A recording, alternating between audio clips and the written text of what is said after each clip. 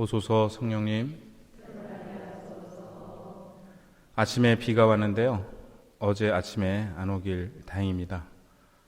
어제 수능 시험을 치른 학생들과 부모님 모두 평안하시길 빕니다.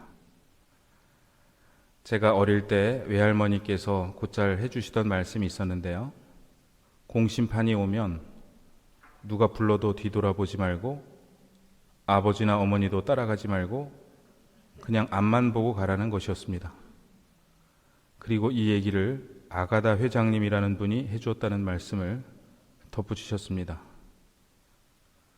저는 어렸을 때 이 말씀이 일단 너무나 무서웠고 천주교가 혹시 이단은 아닌가 하는 의심도 들었습니다. 그리고 아가다 회장님이라는 분은 도대체 누구시길래 이런 걸 다 알고 계시나 궁금했습니다. 그런데 이 말씀은 사실 어제와 오늘의 복음 말씀을 글자 그대로 해석하여 잘못 이해한 것입니다. 어제 하느님께서는 하느님 나라의 두 가지 차원, 즉 이미 와 있는 하느님 나라와 종말에 완성될 하느님 나라를 말씀하셨는데요. 종말에 완성될 하느님 나라를 말씀하시며 보라 저기에 계시다, 보라 여기에 계시다 하더라도 나서지도 말고 따라가지도 말라고 하셨습니다.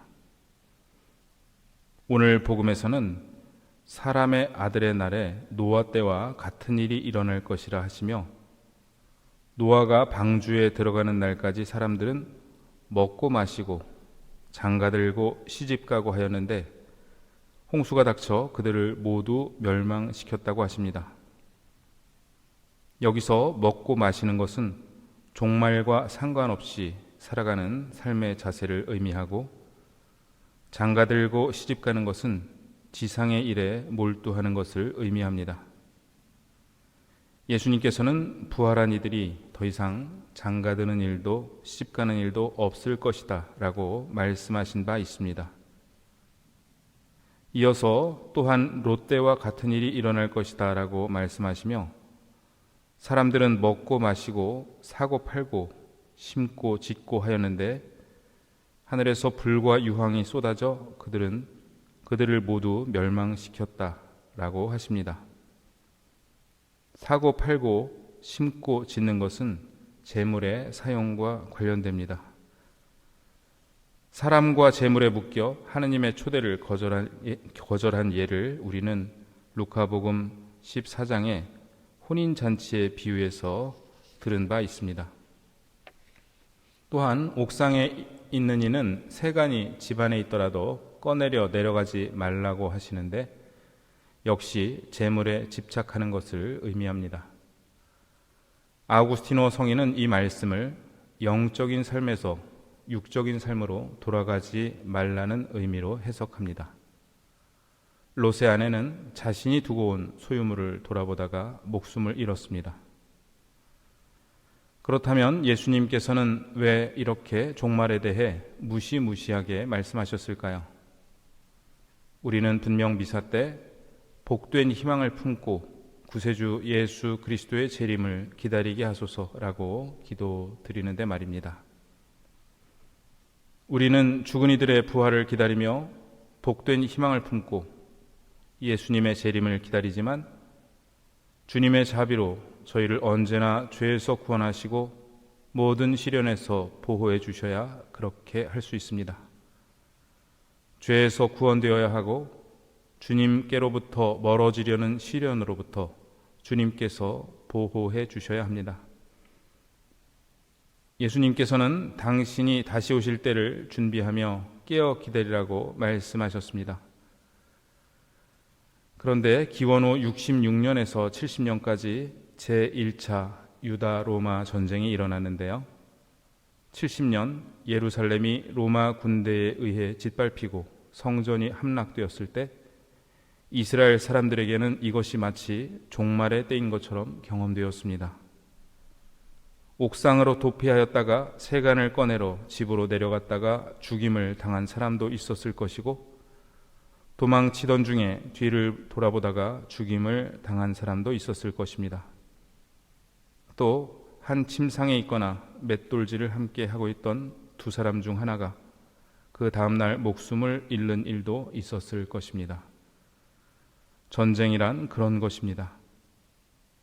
예수님은 예루살렘에서 일어날 이 일을 예고하시며 슬퍼하셨는데 이 전쟁이 일어난 뒤 10년이 채 지나지 않아 쓰인 루카복음은 백성들이 겪은 참혹한 현실 안에서 종말에 대한 예수님의 말씀을 다시금 되새기게 되었을 것입니다.